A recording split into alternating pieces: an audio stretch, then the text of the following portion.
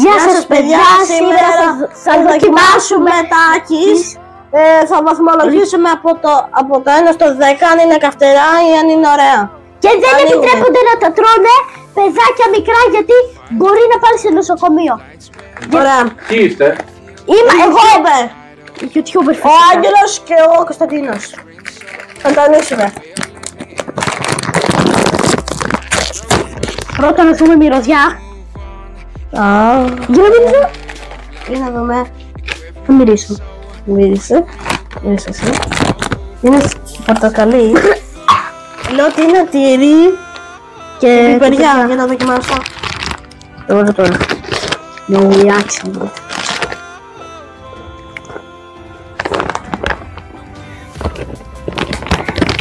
Okay. Ωραίο.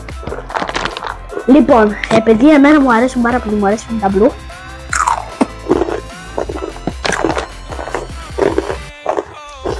Είναι ωραίο, πιο πολύ τυρί. Ναι, σωστά. Ένα λίγο 9 στα 10, ένα 9 στα 10 έχει βάλει πολύ τυρί. Και για κάψιμο είναι πάρα πολύ ωραίο. Φίλε. Πόσο το δίνεις? 10. Και τόσο, και 10. Όχι, δεν καίει 10, αλλά δεν καίει και τόσο πολύ. Ωραίο. Ακούστε με παιδιά, εμένα μου αρέσουν πάρα πολύ αυτά ειδικά. Μου θυμίζουν κάτι γαριδάκια που είναι τα ωραία με το κασέρι. Που για κάψιμο το θεωρώ 5 στα 10. Εσύ Κωνσταντίνε? Επίσης. Όχι, 5. Οπότε δεν γίνει τόσο. Αλλά μου αρέσουν όμως. Ναι! Κάνει να πάμε πάρα πολλά. Όχι. Πολλά Γιατί? κοιλιά. Πολλές κοιλιά. Ναι. Καλό. Σας βλέπω να το τρώτε πολύ άνετα, Χαλαρή. Δεν σας καίει πολύ. Για να τα δούμε το σακουλάκι.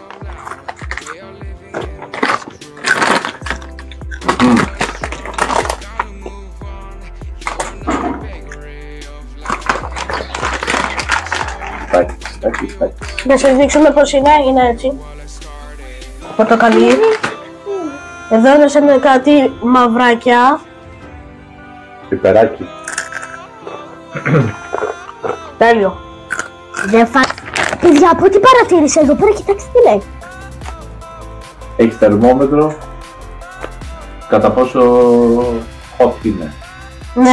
Βάλτε like, εγγραφή και πατήστε το κουδουνάκι. Και σπάσου!